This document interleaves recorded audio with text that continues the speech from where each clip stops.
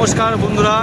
তো আজকে দুটো গাড়ির কাজ ছিল, মানে হোম সার্ভিস যেগুলো আমরা দিয়ে থাকি।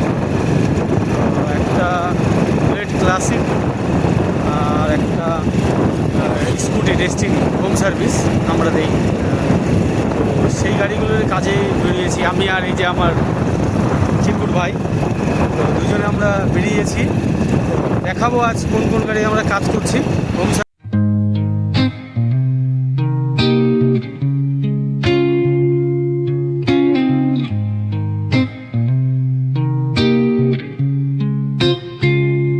I'm all about words, but it sounds like you're envisioning an instrumental piece that truly captures a calm, beachy ambience. তো চলে আসলাম আমরা আমাদের যে প্রথম গাড়িটা বুলেট ক্লাসিক 350 সেটার কাজ করতে আমাদের ছোট ভাই সাহিল ভাইয়ের বাড়িতে। তো সাহিল ভাইয়ের বাড়িতে এসে আমরা এই বুলেটটার কাজ করব ক্লাসিক 350 যেটা। ভাইয়ের গাড়িটার অ্যাক্সিলারেটর কেবিলটা ছিঁড়ে গিয়েছিল, তো সেটার জন্য ভাইয়ের বাড়িতে আসা। তো গাড়িটার আমরা অ্যাক্সিলারেটর কেবিলটা রিপেয়ারিং করে গাড়িটা কমপ্লিট করে আমরা ভাইদের বাড়ি থেকে বেরোচ্ছি। তো আমরা ভাইদের বাড়ি থেকে বেরিয়ে গেলাম। ভাইদের বাড়ির পাশে ছিল একটা পোস্ট অফিস। তো এখান থেকে বেরিয়ে আমরা আবার সেই সোজা রাস্তা ধরে আমরা চলে যাব প্রথমে যে জায়গাটা পড়ে, মানে এই রাস্তার সোজা গিয়ে আমাদের সামনে যে ট্রানটা আসবে সেখানে আমরা যে ধনিহাট যাওয়ার রাস্তা, ধনিহাট মোড় ক্যাম্প যাওয়ার রাস্তা, তো সেই রাস্তা দিয়ে আমরা ঢুকে আস্তে আস্তে পৌঁছে গেলাম ধনিহাট বাজারে। ছোট্ট বাজার বাট খুব সুন্দর। ধনিহাট বাজারে ঢুকে আমরা একটু দূর এগিয়েই যে বিএসএফ ক্যাম্প আছে, ধনিহাট ক্যাম্প, ওর পাশ দিয়ে সোজা বর্ডার রাস্তা দিয়ে আমরা যাব নেক্সট গাড়িটার কাজ করতে, যেটা হিরো ডেস্টিনি স্কুটিটা রয়েছে এক কাকুর বাড়ি লাস্ট বর্ডার। যে জায়গাটার নাম হলো মণ্ডল বস্তি। চারিদিকে পরিবেশটা খুব সুন্দর, রাস্তাটা বর্ডার, আশেপাশে সবুজে মোড়া সব গাছগাছালি, চায়ের বাগান, চারিপাশে ভুট্টার মেলা রয়েছে এই রাস্তায়। কারণ বিশেষ কদিন ধরে বৃষ্টি ছিল, তারপরে এই দুদিন হলো রৌদ্র উঠেছে, তো সবাই কম বেশি মাকাই বা ভুট্টা যাই বলে নিয়ে শুকানো নিয়ে সবাই ব্যস্ত। চারপাশের পরিবেশটা খুব সুন্দর। এরকম চারপাশের পরিবেশ দেখতে দেখতে, সবুজ চোখে দেখতে দেখতে আমরা পৌঁছে গেলাম সেই মণ্ডল বস্তি প্রাইমারি স্কুল পার হয়েই আমরা চলে আসলাম মণ্ডল বস্তি বাজারে। বাজার থেকে অ্যাকচুয়ালি গেস্ট করলাম কোন দিকে, তো এই ডান দিকে ঢুকলাম, গিয়ে আগে গিয়ে একটা বন্ধুর সঙ্গে দেখা। বলে বন্ধু কোথায়? বললাম এই যে এইখানে। বলে ঠিক আছে, হোম সার্ভিস? আমরা হ্যাঁ। বলে ঠিক আছে।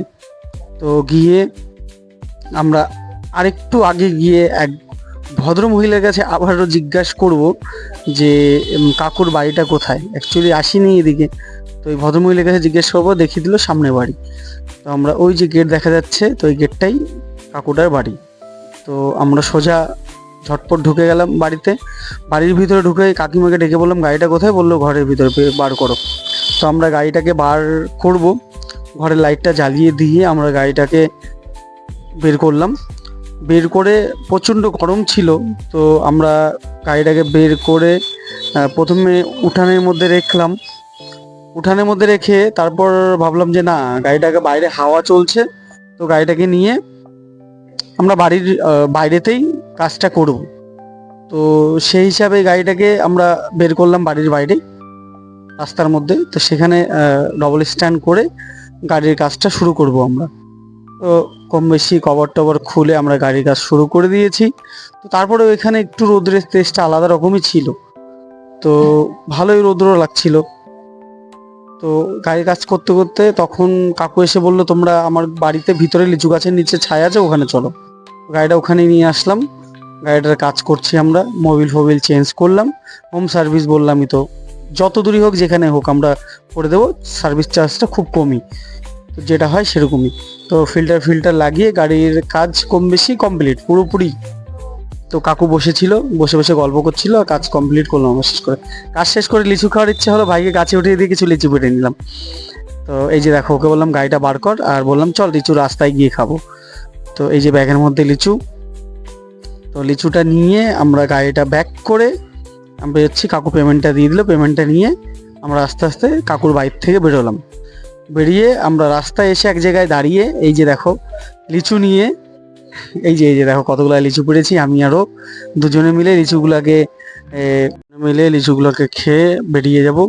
তো তোমাদের সাথে দেখা হচ্ছে পরবর্তী নেক্সট কোনো ব্লগে। তো এখনকার জন্য সবাইকে টাটা, লাইক কমেন্ট